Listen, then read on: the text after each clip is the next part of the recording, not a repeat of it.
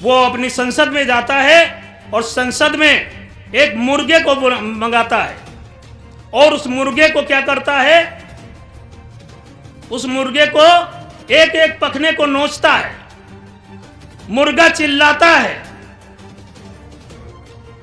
और अन्य मुर्गों को जो बुलाता है वो नहीं चिल्लाते। जिसका उखाड़ा जा रहा है पखना वो चिल्ला रहा है। और जब सारे पखने उखाड़ दिए फिर क्या किया, उसको जमीन में छोड़ दिया और एक एक दाना डालने लगा। चिल्लाना उसने बंद कर दिया, चिल्लाना बंद कर दिया और वो धीरे धीरे हटने लगा। वो दाना चुगने लगा, वो हटने लगा। उसके पीछे पीछे वो मुर्गा। यही आपकी दशा है इस समय। श्यामि बोधिराजा नमोस्तुते इमाय धम्मानुधम्म पटिपत्तिया बुद्धं पूजयमि। इमाय धम्मानुधम्म पटिपत्तिया धम्मं पूजयमि। इमाय धम्मानुधम्म पटिपत्तिया संघं पूजयमि। अद्धा इमाय पटिपत्तिया जाज्जरामणा परिमुच्यसामि। इमिना पुयि कम्मेन मामे बाल समागमो सतं समागमो होति याव निब्बान पत्तिया। ध्रुव धर्म धुरंधरं शील राज सुभाननं वयं वंदे अहं वंदामि भीम नाम अम्बेडकर। विश्वगुरु तथागत बुद्ध को नमन वंदन करते हुए बोधसत्व बाबा साहब और हमारे जितने समस्त महापुरुष हैं जिन्होंने धम्म को संसार में विकसित किया, आप लोगों को एक मार्गदर्शन दिया, उन्हें नमन वंदन करते हुए आज इस सेमिनार में आए हुए मंचासीन और समस्त श्रद्धावान उपासकगण, माताएं बहने प्रिय बच्चे, अभी आप लोगों ने नमन वंदन किया, 3 शरण ग्रहण की, 5 शीलों को धारण किया। ये सारा कुछ जो कुछ किया आप लोगों ने सुख शांति के लिए और जीवन को समृद्ध बनाने के लिए आप लोगों ने किया। मैं संक्षिप्त में कुछ वार्ता धम्म की करते हुए वाणी को विराम करेंगे। आपका जैसा सब्जेक्ट है, विषय है, आपके विषय पर आएंगे। ये सबसे पहले आप लोगों ने नमन किया था, फूल अर्पित किए, श्रद्धांजलि दिया। कल एक अहम त्योहार था जिसको आप लोग सभी लोग जानते हैं और कुछ लोगों ने, काफ़ी लोगों ने मनाया भी। उसी की कड़ी है संविधान बचाओ आरक्षण बचाओ, है ना। एक संविधान को बाबा साहब ने नेस्तनाबूद किया और जो आपके हाथ में संविधान है उसको बचाने का काम करना है। तो सबसे पहले इसको दिया और उसके पहले बाबा साहब ने जो बुद्ध की शरण ग्रहण की उसको सूक्ष्म दृष्टि से देखिए। सबसे पहले जो नमन किया है, सारे संसार के लोग नमन करते हैं, ऐसा कोई प्राणी जगत का नहीं है कि नमन और प्रणाम न करता। एक समाज आपके बीच में ऐसा है जो 5 बार नमन करता है। क्यों करता है? क्योंकि धम्म की एक गाथा है, बुद्ध ने कहा है अभिवादनशील से नित्यबद्धा पचायनो चत्तारो धम्मा वड्डंति आयु वर्णो सुखं बलन। आयु, वर्ण, सुख और बल की वृद्धि होती है। ये 4 चीजें प्रणाम करने से बढ़ती हैं। इस पर जरा विचार करिए और आप लोग सोचिए, क्योंकि आप सभी लोग गुरुजन वृंद हैं। अपने छात्रों को, छात्राओं को, युवा पीढ़ी को बढ़ाने के लिए लगे हैं। तो विचार करना है कब बढ़ती हैं और कब नहीं बढ़ती। तीन तरह से लोग नमन करते हैं संसार के लोग। पहला नमन, घर से निकलते हैं, रास्ते रास्ते जा रहे हैं, जहां झंडा देखते हैं, चबूतरा देखते हैं, मंदिर देखते हैं, स्थान देखते हैं, वहीं पर खड़े हो जाते हैं। यह पहला नमन है। इस समय आपके मन में भय लगा होता है, यहां पर हाथ नहीं जोड़ेंगे तो बड़ा गड़बड़ हो जाएगा, है ना। जहां जा रहे हैं सही सलामत पहुंच जाए। और ये व्यवस्था भी जो मिली है इन्हीं की देन से मिली है, कहीं ये भी न गड़बड़ा जाए। ये सारे भय आपके मन और चित्त में लगे होते। बुद्ध कहते हैं भय युक्त नमन कल्याणकारी नहीं होता। जब तक तुम्हारे मन में भय लगा होगा और प्रणाम करो, ये चार चीजें नहीं बढ़ेंगी। दूसरा नमन, आप जब काम पे निकलते हैं, धंधे पर जाते हैं, नौकरी पर जाते हैं, मंदिर के सामने खड़े होते हैं और हाथ जोड़ करके क्या कहते हैं? अच्छी कमाई हो जाए। भाई कमाई होना अच्छी बात है। आप सभी बुद्धजन हैं, जरा विचार करें, कमाई शब्द को तोड़ दीजिए तो क्या हो जाता है? कम और आई, है ना। तो सुबह से शाम तक जो कुछ आता है वो क्या रहता है? कम रहता है। चाहे जितना आ जाए उसमें संतोष हो जाए तब तो अलग बात। और अगर आपके मन में कम रहा तो लोभ बन गया। बुद्ध कहते हैं पहले भय बना और दूसरे में लोभ बन गया। यह दोनों चीजें तीसरे में खत्म हो जाती हैं। तीसरा नमन जो होता है उसमें खत्म होती हैं। तीसरा नमन किसको करना चाहिए, किसको करते हैं? अभी आप लोगों ने नमन किया। और इस शरीर को देने वाला आपका कौन है? माता पिता, है ना। माता पिता के अतिरिक्त शरीर को देने वाला कोई संसार में, तो माता पिता तुम्हारा पहला भगवान। और इस शरीर के अज्ञान को किसने मेटा? गुरु ने। आप गुरुजन वृंद हैं, अज्ञान को मेटते हैं, दीप को प्रज्वलित करते हैं, है ना। बुद्ध ने धम्म दिया है, महापुरुषों ने धम्म दिया है। आपके पूर्वजों ने आपको पैरों पर खड़ा करने का काम किया है। बाबा साहब ने, हमारे महापुरुषों ने 10 चीजें दी हैं। धन, धरती, शिक्षा, सम्मान, समता, स्वतंत्रता, बंधुता और न्याय, पद और प्रतिष्ठा, जिससे आप सभी लोग विभूषित हैं। इसका लाभ उठा रहे हैं। अब जरा विचार करो, माता पिता, आपके पूर्वज और गुरु,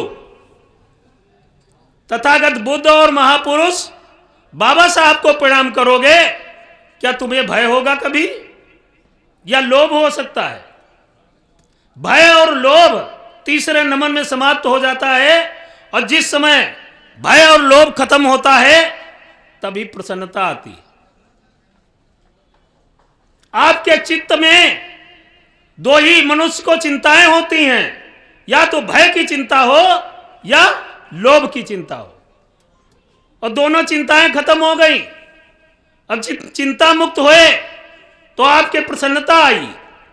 और जब प्रसन्नता आई तो सुख मिला। बिना प्रसन्नता के सुख नहीं मिलेगा। और जब सुख मिला तभी बल बढ़ा। बिना सुख के बल नहीं बढ़ेगा। आयु कैसे बढ़ी? कहते हैं चिता और चिंता बराबर होती है। चिता और चिंता, चिता में मुर्दा जल जाता है और चिंता में अच्छा भला मनुष्य। तो जिस समय आपने प्रणाम किया, चिंता मुक्त थे, इसलिए आयु की वृद्धि हुई। ये चार चीजें प्रणाम करने से बढ़ी। किसको करने से बढ़ी? माता पिता, गुरु और पूर्वजों को, महापुरुषों को। आपने कहा बुद्धं शरणं गच्छामि, जो कुछ करेंगे बुद्धिवत करेंगे, ज्ञानवत करेंगे, अज्ञानता में नहीं करेंगे। यह बुद्ध की शरण है। अब विचार करिए, आप बुद्धिमान लोग हैं तो बुद्धिवत काम करने का काम करें, हम घटना में नहीं जाएंगे। धम्मं शरणं गच्छामि, धम्म जीवन में उतारा जाता है और मनुष्य सुखी होने लगता है। संघं शरणं गच्छामि, ऐसे संघ की शरण में जाते हैं। जो बुद्धिवत काम कर रहा है, धम्म को धारण करके चल रहा है, ऐसे संघ की शरण में जाते हैं। 5 शीलों को भी आप लोगों ने धारण किया। ये 5 शील प्राणातिपाता, अपने प्राणों का अतिपात नहीं करेंगे, अपने जीवन की रक्षा करेंगे और दूसरे को दूसरा नहीं मानेंगे, अपने समान मानेंगे। और जहां अपने समान मानेंगे तो हिंसा नहीं होगी। इसीलिए पुस्तकों में लिखा गया है हिंसा नहीं करेंगे। ठीक है। दूसरी बात, अदिन्ना दाना, बिना दी हुई वस्तु नहीं लेंगे, यानी चोरी नहीं करेंगे, लेंगे तो मांग लेंगे।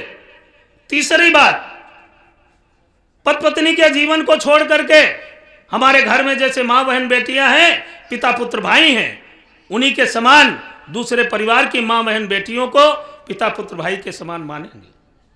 जब ऐसी भावना करेंगे तो कामाचार अनाचार दुराचार नहीं होगा। चौथी बात, झूठ नहीं बोलेंगे, चुगली नहीं करेंगे, व्यर्थ की बातें नहीं करेंगे, कट वचन नहीं करेंगे। ये 4 वाणियां आपस में विघटन करती हैं। कहा जाता है बोली गोली के समान है, गोली लगती है घाव भर जाता है। किसी ने कट वाणी बोला है तो घाव हरा हो जाता है, बोलने का मन नहीं होता है। तो ऐसी वाणी का प्रयोग नहीं करेंगे। और अंतिम में 5वीं बात है, सुरा मेरे मज्ज पमाद ठाना वेरमणि शिक्षा बदंग समाधि।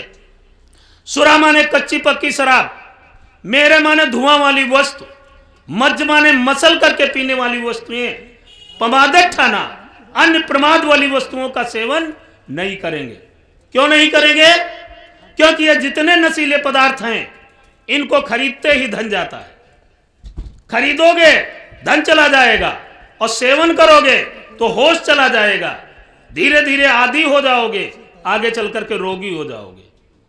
इसलिए बुद्ध ने क्या कहा है, नशीले पदार्थ को खरीद करके धन को मत गंवाओ, सेवन करके होश को मत गंवाओ और अपने जीवन को आदी बना करके रोगी मत बनाओ।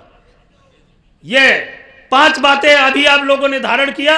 ये 5 बातें आपके घर परिवार में थाप के रूप में मौजूद हैं। आपके घर परिवार में जब शादी विवाह होता है तो हाथ का पंजा लगाया जाता है। हम डिटेल में ना जा करके, कभी समय मिलेगा तब करेंगे।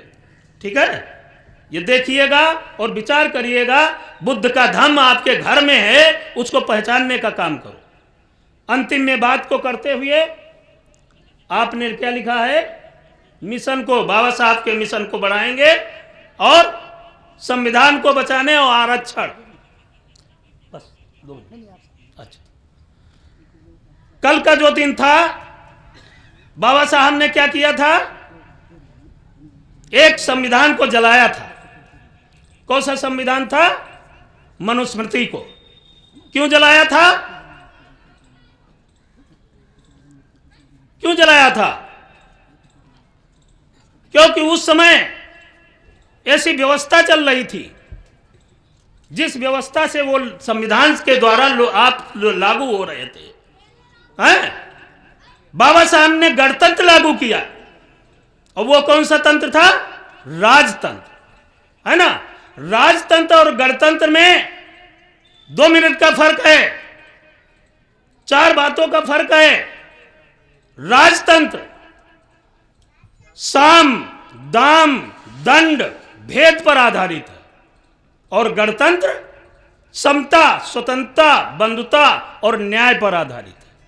बाबा साहब ने साम दाम दंड भेद की नीति को समाप्त करने के लिए मनुस्मृति को जलाया था और आपके हाथों में क्या दिया? समता स्वतंत्रता बंधुता और न्याय। लेकिन हम कैसे बरकरार रखेंगे, ये जरा विचार करना है, सोचिएगा। 2 मिनट में हम बात समाप्त करते हैं। एक हमारा कोई विचारक हुआ है, नाम इस समय ध्यान नहीं है, वो अपनी संसद में जाता है और संसद में एक मुर्गे को मंगाता है और उस मुर्गे को क्या करता है, उस मुर्गे को एक एक पखने को नोचता है। मुर्गा चिल्लाता है और अन्य मुर्गों को जो बुलाता है वो नहीं चिल्लाते। जिसका उखाड़ा जा रहा है पखना, वो चिल्ला रहा है। और जब सारे पखने उखाड़ दिए, फिर क्या किया, उसको जमीन में छोड़ दिया और एक एक दाना डालने लगा। चिल्लाना उसने बंद कर दिया, चिल्लाना बंद कर दिया और वो धीरे धीरे हटने लगा, वो दाना चुगने लगा, वो हटने लगा। उसके पीछे पीछे वो मुर्गा। यही आपकी दशा है इस समय, समझ लीजिएगा, यही दशा हो रही है। विचारिएगा और इस पर मनन करिएगा, चिंतन करिएगा। आपके पखने उखाड़ने में बाकी नहीं रखा गया है, आपको डिमोशन दे दिया गया, बच्चों की शिक्षा बंद कर दी गई, दोहरी शिक्षा नीति लागू है, आपकी व्यवस्थाएं सारी भंग हो चुकी हैं। यातायात में जो समृद्ध हैं, वाहनों से चलते हैं, गाड़ियों से जो चलने वाले बेचारे गरीब थे, उनकी व्यवस्थाएं जहां की तहां हो गई।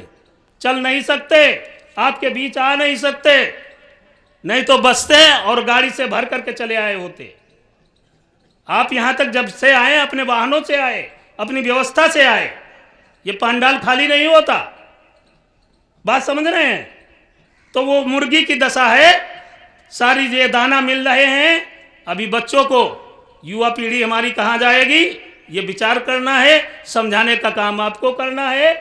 भविष्य आगे है, इसको चाहे बना लो चाहे बिगाड़ लो, संविधान को बचा लो या। इसी के साथ में आप लोगों को मंगल कामना करते हुए और सचेत करते हुए आप लोग खूब संघर्ष करिए और अपने क्रिया को लागू करने में अपने को समृद्ध करिए। आप समृद्ध हों और भावी व्यवस्था आपके हाथों में हो। इसी के साथ में मंगलवाणी करते हुए विराम करेंगे।